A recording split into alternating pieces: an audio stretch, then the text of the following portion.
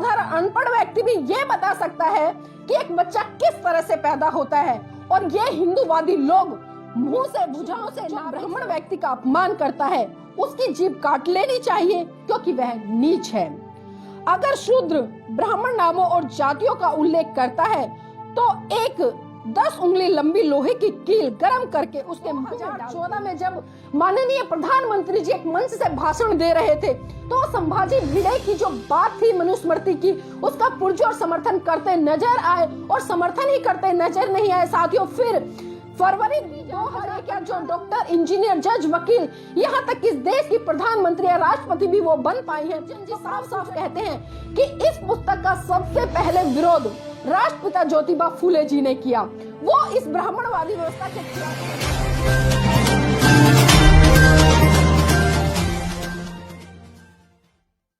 जय भीम, नमो बुद्धाय। साथियों आप सभी देशवासियों को मनुस्मृति दहन की बहुत बहुत मंगल कामनाएं। साथियों जैसा कि आप देख पा रहे होंगे मेरे हाथ में है मनुस्मृति। जी हाँ, वही मनुस्मृति जिस मनुस्मृति को परम पूज्य बाबा साहब ने 25 दिसंबर सन 1927 को जलाकर आग के हवाले कर दिया था। और इसी कड़ी में साथियों मैं आपको दिखाना चाहूंगी भारत का संविधान। ये वो संविधान है जिस संविधान के माध्यम से परम पूज्य बाबा साहब ने इस देश के लोगों को समान अधिकार दिए। और साथियों इसी के साथ साथ मैं आपको एक चीज और दिखाना चाहूंगी। मेरे हाथ में है हिंदू कोड बिल। जी हाँ, ये वही हिंदू कोड बिल है जो महिलाओं की आजादी की बात करता है, जो महिलाओं के हक अधिकारों की बात करता है। और ये वो दस्तावेज है जिस दस्तावेज के कारण परम पूज्य बाबा साहब ने इस भारत देश की महिलाओं को वो तमाम अधिकार दिलाए संविधान के माध्यम से, जिन अधिकारों से इस भारत देश की महिलाओं को मनुस्मृति जैसे ग्रंथों के माध्यम से गुलाम बनाया जाता था। जी हाँ साथियों, आज कुछ ऐसे ही महत्वपूर्ण विषय हैं जिन पर मैं आप सबके बीच में चर्चा करना चाहूंगी। जिस मनुस्मृति के कारण इस देश के बहुत बड़े तबके को सदियों तक गुलाम बनाकर रखा गया। और गुलाम बनाकर किस लिए रखा गया ये आप सभी भली भांति जानते हैं। लेकिन आज भी इस देश के बहुत सारे लोग ये नहीं जानते कि उस मनुस्मृति में आखिर ऐसा क्या था जिसके कारण परम पूज्य बाबा साहब ने मनुस्मृति का दहन किया। साथियों मनुस्मृति दहन को लेकर मैं बहुत सारी बातों पर चर्चा करूंगी। उससे पहले मैं आपको बताना चाहूंगी कि 25 जनवरी सन 1927 को परम पूज्य बाबा साहब ने महाराष्ट्र में रायपुर जिले के मोहाद में मनुस्मृति का सार्वजनिक रूप से दहन किया। और साथियों दहन करने के पीछे आखिर क्या कारण था, तो उन कारणों पर मैं आपको ले जाना चाहूंगी। जिस समय इस देश में बुद्ध की विचारधारा बहुत तेज गति से फल फूल रही थी, उस समय ब्राह्मणों को खतरा लगने लगा और उनका वर्चस्व खतरे में पड़ गया। और वो सोचने पर मजबूर हो गए कि बुद्ध का शासन इतनी तेज गति से पूरे देश में नहीं बल्कि देश की सीमाओं के बाहर भी फैल रहा है, तो इससे तो हमारी सारी दुकानें बंद हो पाएंगी और किस तरह से हम इस देश पर राज कर पाएंगे। तो साथियों इसी के मार्फत आगे चलकर इन ब्राह्मणवादी लोगों ने इस हिंदू धर्म ग्रंथ मनुस्मृति का निर्माण किया। और निर्माण साथियों ऐसे ही नहीं बल्कि काल्पनिक रूप से इसमें बहुत सारी चीजों को लिया गया। और इसमें सबसे महत्वपूर्ण बात मैं आपको बताना चाहूंगी कि इस धर्म ग्रंथ में इन्होंने ब्राह्मण को सर्वश्रेष्ठ स्थान दिया, उसको पूजनीय बताया, उसको सबसे उच्च कुल का बताया, उसको हमेशा हर वर्ग के द्वारा सेवा करने योग्य बताया। तो साथियों आप देख सकते हैं कि किस तरह की बातें इस मनुस्मृति ग्रंथ में लिखी गई। और इतना ही नहीं, इस धर्म ग्रंथ में महिलाओं की आजादी, उसके हक अधिकारों को एक तरह से छीन लेने का काम किया गया। उसको अपनी शादी से पहले पिता के अधीन, शादी के बाद अपने पति के अधीन, और जब उसके पति की मृत्यु हो जाए तो उसे अपने पुत्र के अधीन रहकर अपना जीवन यापन करना चाहिए। एक तरह से स्पष्ट ये कहा जा सकता है कि इस धर्म ग्रंथ में महिलाओं के तमाम वो हक अधिकार छीन लिए जिन अधिकारों के माध्यम से महिलाएं आगे बढ़ सकती थी। और इतना ही नहीं साथियों, इस धर्म ग्रंथ में साफ साफ लिखा गया कि जो शूद्र है उसको शिक्षा लेने का अधिकार नहीं है। तो आप देख सकते हैं कि किस तरह से इस धर्म ग्रंथ में बहुत सारी ऐसी चीजों को लिया गया जिन चीजों को लेकर बवाल मचा। और साथियों बवाल कब मचा इस देश में मैं आपको ये भी बताना चाहूंगी। साथियों जब ब्रिटिश शासन काल में ब्राह्मणों ने इस हिंदू धर्म ग्रंथ को कानूनी रूप से मान्यता देने के लिए इसका इस्तेमाल करने लगे, जब यह पुस्तक बहुत ज्यादा प्रचलन में आई, विलियम जोन्स ने जब इस पुस्तक को इंग्लिश में ट्रांसलेट किया, तब लोगों को पता चला कि आखिर इस बुक में ऐसा क्या लिखा है जिससे कि इस पुस्तक पर बहुत बड़े सवाल खड़े हुए। और साथियों, आपकी जानकारी के लिए बता दूं, राजीव रंजन जी साफ साफ कहते हैं कि इस पुस्तक का सबसे पहले विरोध राष्ट्रपिता ज्योतिबा फूले जी ने किया। वो इस ब्राह्मणवादी व्यवस्था के खिलाफ खड़े हुए, क्योंकि जिस तरह से ब्राह्मणवाद, अंधविश्वास, पाखंडवाद को बढ़ावा दे रहे थे और जिस तरह वो व्यापारी वर्ग के साथ में मिलकर इस देश के बहुत बड़े तबके को लूट रहे थे, तो खुले मंच पर आकर राष्ट्रपिता ज्योतिबा फूले जी ने इन ब्राह्मणवादी लोगों से लोहा लेने का काम किया। और जब परम पूज्य बाबा साहब को पता चला कि इस हिंदू धर्म ग्रंथ मनुस्मृति में बहुत सारी ऐसी चीजें लिखी हैं जो इस देश के बहुत बड़े तबके पर अत्याचार कर रही हैं, बाबा साहब ने मनुस्मृति जलाकर इस देश को एक ऐसा संविधान दिया जो समानता की बात करता है, न्याय की बात करता है, बंधुत्व की बात करता है, भाईचारे की बात करता है। और इनके साथ साथ परम पूज्य बाबा साहब ने संविधान के माध्यम से इस देश के लोगों को वो तमाम अधिकार दिए जिन अधिकारों को लेकर एक व्यक्ति अपने जीवन को सुचारू रूप से, स्वतंत्र रूप से अपनी अभिव्यक्ति के साथ में कुछ खुली हवा में सांस ले सके। और इतना ही नहीं साथियों, परम पूज्य बाबा साहब ने संविधान के माध्यम से खासकर इस देश की समस्त महिलाओं को एक ऐसा शस्त्र और दिया जिसका नाम है हिंदू कोड बिल। जी हाँ साथियों, ये वही हिंदू कोड बिल है। इस हिंदू कोड बिल का विरोध करने के लिए तमाम हिंदू संगठन सड़कों पर उतर आए थे। उन लोगों ने पार्लियामेंट का घेराव कर डाला था और इस घेराव में साथियों बहुत बड़े तबके पर हिंदू महिलाएं ही शामिल थी। तो आप देख सकते हैं कि किस तरह से देश की महिलाएं भी अपनी आजादी नहीं चाहती थी। उस आजादी का आभास परम पूज्य बाबा साहब ने कराया और परम पूज्य बाबा साहब ने बताया कि आपको भी स्वतंत्र रूप से जीने का अधिकार है, आपको भी वो हक अधिकार चाहिए जो एक पुरुष को दिए जाते हैं, लेकिन आप अपनी ही आजादी का गला घोटने का काम कर रही हैं। आप सभी जानते हैं कि किस तरह से परम पूज्य बाबा साहब जब हिंदू कोड बिल लेकर आए और जब उन्होंने हिंदू कोड बिल को संसद में पास कराने के लिए रखा, तो साथियों आप सभी ने देखा हुआ कि किस तरह से जब हिंदू कोड बिल को पास होने नहीं दिया और महिलाओं के जो हक अधिकारों की लड़ाई बाबा साहब लड़ रहे थे, बाबा साहब को बहुत दुख हुआ कि जिस संसद में मुझे इस देश की महिलाओं की आजादी की बात रखने का अधिकार नहीं है, मैं उनके लिए वो कानून नहीं बना सकता। तो उसी हिंदू कोड बिल को लेकर साथियों परम पूज्य बाबा साहब ने कानून मंत्री के पद से इस्तीफा दे दिया था और तब उन्होंने अपने ही एक सांसद साथी को पकड़ा जो कि ब्राह्मण समाज से आता था और उन्हीं के माध्यम से साथियों बाबा साहब रात को उनसे हिंदू कोड बिल पर पूरी चर्चा करते थे और उन्हीं चर्चाओं को दिन में जाकर वो सांसद पार्लियामेंट में बहस करता था। और उसी संघर्ष के कारण साथियों परम पूज्य बाबा साहब टुकड़ों टुकड़ों में हिंदू कोड बिल को पास करवा कर आए, जिस हिंदू कोड बिल के माध्यम से आज महिलाएं स्वतंत्र रूप से अपने जीवन को यापन कर रही हैं, आज स्वतंत्र रूप से मन चाहे वस्त्र पहन रही है, आज स्वतंत्र रूप से अपनी मर्जी से शादी कर रही है, आप स्वतंत्र रूप से अपने पति के मर जाने के बाद भी दूसरा विवाह करने के लिए स्वतंत्र है, आज स्वतंत्र रूप से अपने पिता की संपत्ति में भाई के बराबर हिस्सा लेने के लिए स्वतंत्र है, पुरुषों के साथ समान नौकरी करने और उन्हीं के समान वेतन पाने के लिए स्वतंत्र है। तो आप सोच सकते हैं कि किस तरह से परम पूज्य बाबा साहब ने इस देश की महिलाओं के लिए तमाम कानून बनाए हिंदू कोड बिल के माध्यम से।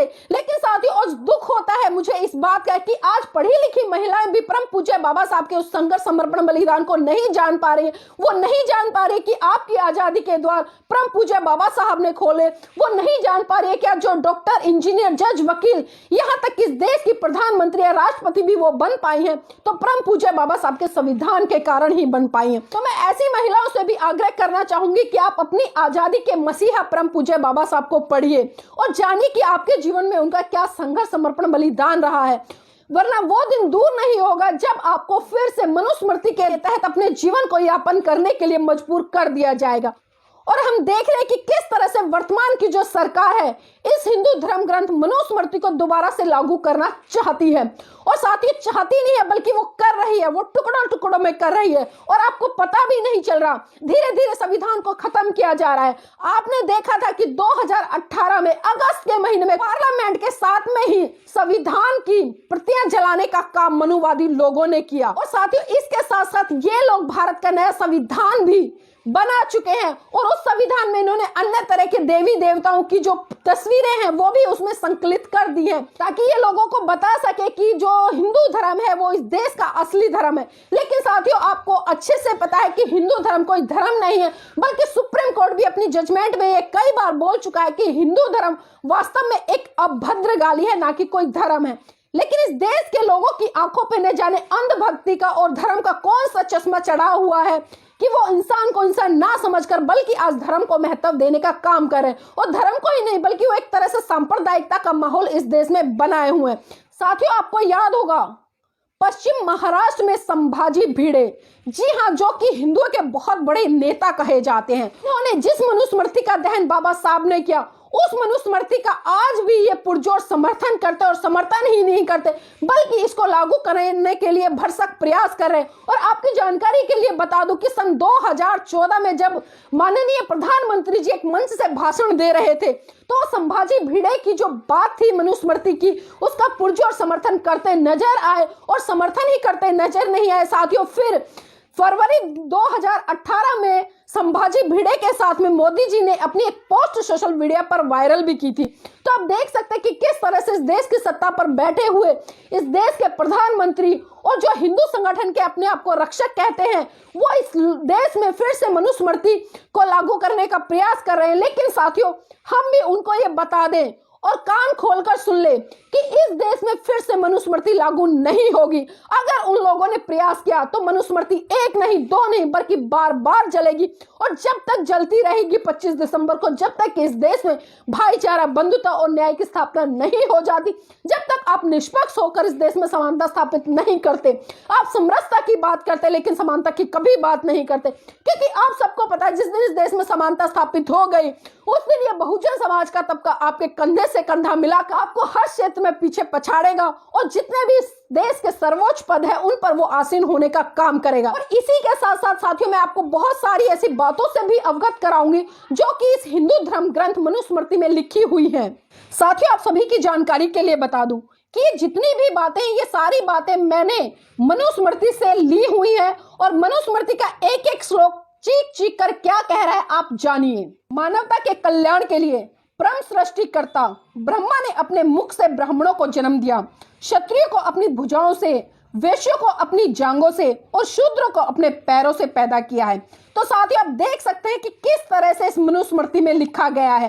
और आप मुझे एक बात बताइए, क्या कभी आपने किसी व्यक्ति को ब्रह्मा के मुख से पैदा होते हुए देखा है, उसकी भुजाओं से पैदा होते हुए देखा है, उसके नाभिक से पैदा होते हुए देखा है, उसके पैरों से पैदा होते हुए देखा है? मेरी तो समझ में ही नहीं आ रहा कि ये लोग किस तरह की बातें इस धर्म ग्रंथ में लिख रहे हैं और किस तरह से लोग इसका समर्थन कर रहे हैं। एक साधारण से साधारण अनपढ़ व्यक्ति भी ये बता सकता है कि एक बच्चा किस तरह से पैदा होता है, और ये हिंदूवादी लोग मुंह से, भुजाओं से, नाभिक से और पैरों से लोगों को पैदा कर रहे हैं। शर्म आनी चाहिए। और आगे सुनिए साथियों, भगवान ने कहा है कि एक शूद्र का कर्तव्य है कि ऊपरी वर्णों की श्रद्धा पूर्वक सेवा करे। क्यों सेवा करे भाई? वो क्यों सेवा करे? उसने तुम्हारा लेके खा रखा है या तुम उसको करके खिलाते हो? एक 100 साल के क्षत्रिय को, एक ब्राह्मण के 10 साल के लड़के को भी अपने पिता के रूप में मानना चाहिए। मानिए उस ब्राह्मण के 10 साल के लड़के को, चाहे वो अंगूठा छापे, आप उसको अपना बाप बनाइए। आगे देखिए साथियों, ब्राह्मण को भोजन के लिए कभी भी अन्य वर्णों के व्यक्तियों को आमंत्रित नहीं करना चाहिए। अगर कोई ब्राह्मण से भोजन मांगता है तो ब्राह्मण कुछ बचा कुचा दे सकता है, लेकिन वो भी उसके नौकर घर से बाहर जाकर देंगे। आपने सुना साथियों? आगे और सुनिए। वह जो शूद्र विद्यार्थियों को निर्देश देता है और वह जिसका शिक्षक एक शूद्र है, वो श्राद्ध में आमंत्रित होने के लिए अयोग्य हो जाएगा। एक शूद्र शिक्षा प्राप्त करने के लिए अयोग्य है। ऊपरी वर्ण शूद्र को शिक्षा या सलाह ना दे। यह आवश्यक नहीं है कि शूद्र को नियमों और संहिताओं का पता होना चाहिए और इसलिए उन्हें पढ़ने की आवश्यकता नहीं है। जो इसका उल्लंघन करेगा वो नरक में जाएगा। ब्राह्मण को ऐसे देश में न रहने दे जहां शासन शूद्र का हो। आप समझ रहे हैं साथियों इन बातों को कि ये बातें क्या कह रही हैं और क्या संदेश दे रही हैं। आगे और भी बहुत कुछ है। शूद्रों की उपस्थिति में वेदों को कभी नहीं पढ़ना चाहिए। जिस देश में ब्राह्मण नहीं है, जहां ब्राह्मण खुश नहीं है, वो देश तबाह हो जाएंगे। सिर्फ एक ब्राह्मण सभ्य होता है जो न्यायाधीश के रूप में कार्य करे, लेकिन शूद्र कभी भी ऐसा नहीं कर सकता। एक राजा जिसके साम्राज्य में एक शूद्र कानून का पालन कराए, वो साम्राज्य दलदल में गाय की तरह डूब जाएगा। अगर कोई ब्राह्मण को गुलाम बनाने की कोशिश करता है तो उस पर 600 पण का जुर्माना लग जाएगा। एक ब्राह्मण शूद्र को बिना किसी वेतन के सेवा करने का आदेश दे सकता है, क्योंकि ब्राह्मणों की सेवा करने के लिए ब्रह्मा ने शूद्रों को बनाया है। भले ही एक ब्राह्मण शूद्र को गुलामी से मुक्त कर दे, लेकिन शूद्र फिर भी गुलाम बना रहता है। किसी को भी उसे मुक्त करने का अधिकार नहीं है। एक शूद्र जो ब्राह्मण व्यक्ति का अपमान करता है, उसकी जीभ काट लेनी चाहिए, क्योंकि वह नीच है। अगर शूद्र ब्राह्मण नामों और जातियों का उल्लेख करता है, तो एक 10 उंगली लंबी लोहे की कील गर्म करके उसके मुंह में डाल देनी चाहिए। यदि कोई शूद्र घमंड से ब्राह्मणों को धर्म का उपदेश देता है, तो राजा उसके मुंह और कानों में जलता हुआ तेल डलवा दे। एक शूद्र जो उच्च जाति की एक महिला के साथ संभोग करता है, तो उसे मौत के घाट उतार देना चाहिए और उसकी संपत्ति को जब्त कर लेना चाहिए। एक ब्राह्मण शूद्र को बाध्य कर सकता है, चाहे वह खरीदा गया हो या बिना काम किया हुआ हो। किसी भी शूद्र के पास खुद की संपत्ति नहीं होनी चाहिए, उसके पास खुद का कुछ भी नहीं होना चाहिए।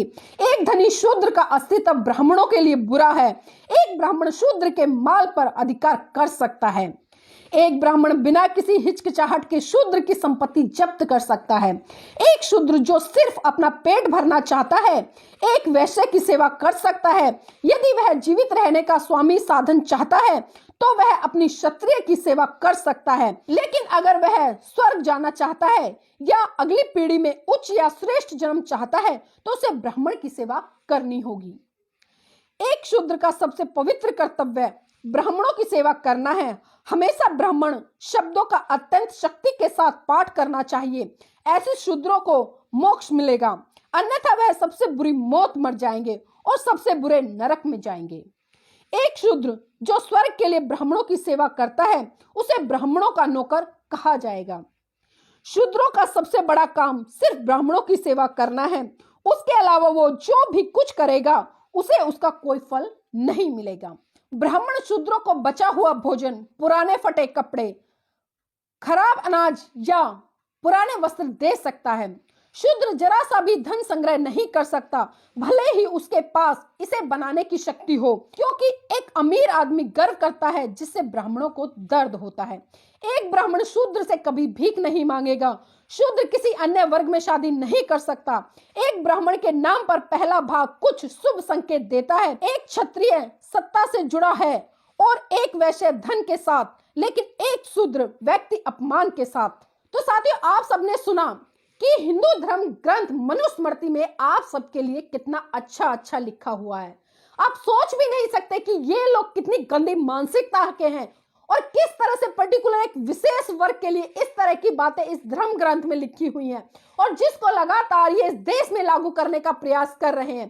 तो साथियों, आपको जागना होगा, और खासकर मैं इस देश के बहुत बड़े तबके, जो कि बहुजन समाज का तबका कहा जाता है, जिसमें कि SC, ST, OBC, माइनॉरिटी, ये सभी आते हैं। तो साथियों, जरूरत है आप सबको जागने की। अगर आप नहीं जागे तो मैं गारंटी से कहती हूँ कि 2024 में साथियों जो चुनाव होंगे ना, क्योंकि चुनाव साथियों अब आपके वोट के बलबूते नहीं होता है, बल्कि ये भारतीय जनता पार्टी की वो कठपुतली बन गई है जो EVM के द्वारा चुनकर आती है। तो आप सभी को EVM के खिलाफ आंदोलन करना होगा और संगठित होकर खड़े होना होगा, और साथियों अपनी अस्मिता के लिए लड़ाई लड़नी होगी। वरना साथियों आप देखते रह जाना, ये देश पहले तो अंग्रेजों ने गुलाम बनाया, मुगलों ने गुलाम बनाया, औरों ने भी कईयों ने गुलाम बनाया, लेकिन इस बार साथियों इस देश के लोग इस देश को गुलाम बनाने का काम करेंगे। तो साथियों जागने की जरूरत है। और फिर से मैं दोबारा से एक बार सभी देशवासियों को मनुस्मृति दहन की बहुत बहुत मंगल कामनाएं करती हूँ, और परम पूज्य बाबा साहब को सत नमन करती हूँ। और इस गंदी मानसिकता की किताब को सार्वजनिक रूप से खुले मंच पर जलाने का काम किया, तो सलूट बनता है परम पूज्य बाबा साहब आपको। साथ ही मैं आपसे एक बात और कहना चाहूंगी, इस तरह की वीडियो बनाने के लिए मुझे बहुत सारे तथ्य कलेक्ट करने पड़ते हैं, बहुत अध्ययन करना पड़ता है, तब जाकर एक वीडियो तैयार होती है। तो आपसे आग्रह है कि इन बातों को ज्यादा से ज्यादा प्रचारित करने के लिए और प्रसारित करने के लिए मेरे अपने चैनल, आपका चैनल, समाज का चैनल NV News 24/7 को ज्यादा से ज्यादा सब्सक्राइब करें, इसको लाइक करें, और साथ ही उसकी वीडियो को आगे शेयर करें, ताकि मेरा मनोबल ऐसे ही बढ़ता रहे और आपके लिए मैं अलग अलग विषयों पर इतनी ही रोचक जानकारी के साथ में और भी वीडियो प्रस्तुत कर सकूं। जय भीम, नमो बुद्धाय।